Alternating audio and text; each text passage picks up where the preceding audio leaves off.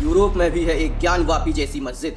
जी हाँ, आप चौंक गए होंगे सुनकर कि यूरोप में ज्ञानवापी मस्जिद कैसे हो सकती है। तो आपको बता दें, इस प्रसिद्ध मस्जिद को ज्ञानवापी मस्जिद जैसा कहना गलत नहीं होगा, क्योंकि इसकी भी कहानी अयोध्या के राम मंदिर और बनारस के ज्ञानवापी मंदिर से कम नहीं। जैसा कि आप जानते हैं कि बाबर ने अयोध्या में राम मंदिर तोड़कर बाबरी मस्जिद बनवा दी थी। सालों बीत गए और सालों बाद अब फिर से वहां पे कोर्ट के फैसले के बाद राम मंदिर बनाया जा रहा है, जो कि साल भर में तैयार हो जाएगा। ऐसा ही एक मामला भारत में छाया हुआ है, जो कि ज्ञानवापी मस्जिद का है, जहां पहले मंदिर हुआ करता था काशी विश्वनाथ बाबा का मंदिर, जिसे मुगल सुल्तान औरंगजेब ने आक्रमण कर कब्जा कर उसे आधा तोड़कर मस्जिद में कन्वर्ट कर दिया। और आज जिसका मामला गरमाया हुआ है और यहाँ पर ASI सर्वे में इसके मंदिर होने के साक्ष्य मिले हैं, मंदिर होने के प्रमाण मिल रहे हैं। आगे इसे कोर्ट में सौंपने के बाद क्या होता है यह देखने योग्य विषय है। ऐसा ही एक मामला तुर्की में छाया हुआ था कुछ समय पहले, और तुर्की में भी ऐसा ही एक मामला गरमाया था, जो कि वर्ल्ड न्यूज़ बना हुआ था। आपको बता दें, तुर्की यूरोप के अंतर्गत आता है और यूरोप में एकमात्र ऐसा देश तुर्की है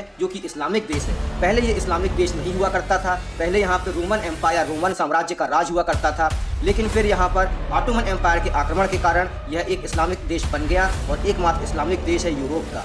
यहाँ पर आपको बता दें, यहाँ पर एक मस्जिद है जिसका नाम है हजिया सोफिया। हजिया सोफिया एक प्रसिद्ध मस्जिद है, लेकिन इसकी कहानी भी अयोध्या के राम मंदिर और बनारस के काशी विश्वनाथ मंदिर से कम नहीं होगी।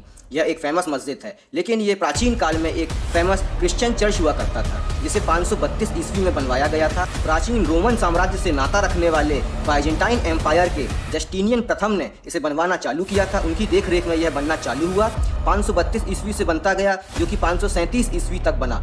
महज 5 सालों में यह क्रिश्चियन चर्च बनकर तैयार हो गया, जो कि सदियों साल बाद आज तक भी खड़ा हुआ है और कायम है। लेकिन अब यह एक चर्च नहीं बल्कि एक मस्जिद है। इस अद्भुत क्रिश्चियन चर्च के 537 ईस्वी में बनने के कई सौ साल बाद 1453 ईस्वी में ऑटोमन एम्पायर ने हमला किया। ऑटोमन साम्राज्य के मुस्लिम सुल्तान महमूद II ने यहाँ हमला किया। हमला कर यहाँ भारी तबाही मचाई और यहाँ के अंतिम रोमन साम्राज्य के राजा को बंधक बनाकर हराकर उनके साम्राज्य पे कब्जा कर लिया और उनकी राजधानी कॉन्स्टेंटिनोपल पर कब्जा कर लिया। यही कॉन्स्टेंटिनोपल आज के समय में कहा जाता है तुर्की का इस्तांबुल।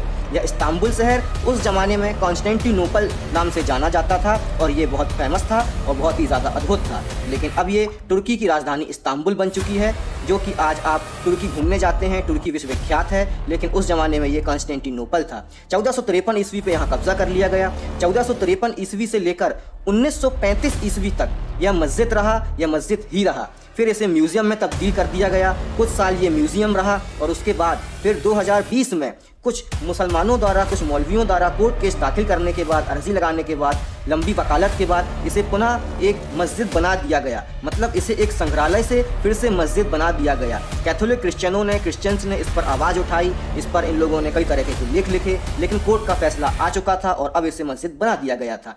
जब इंडिया में राम मंदिर का फैसला आया और बाबरी को राम मंदिर बनाने पर कोर्ट ने मुहर लगाई, तब कुछ क्रिश्चियंस ने भी ऑल ओवर वर्ल्ड ये आवाज़ उठाई थी कि हिंदुस्तान में देखो, एक प्राचीन मंदिर को तोड़ के मस्जिद बनाया गया था, अब उसे पुनः मंदिर बनाया जा रहा है सरकार और कोर्ट के फैसले के बाद। तो क्या हजिया सोफिया के साथ भी ऐसा नहीं होना चाहिए? अब जब भारत में एक और मस्जिद, जिसे ज्ञानवापी मस्जिद कहा जाता है, उसमें पुनः मंदिर होने के प्रमाण मिले हैं और कोर्ट की कार्रवाई चल रही है, अगर कोर्ट का फैसला आता है कि इसे पुनः मंदिर बनाया जाए, तो ऐसे में हजिया सोफिया के चाहने वालों के लिए भी ये एक सौगात होगी और वे आवाज़ उठा पाएंगे एग्जाम्पल देके कि इसे हजिया सोफिया को भी पुनः क्रिश्चियन चर्च बनाया जाए।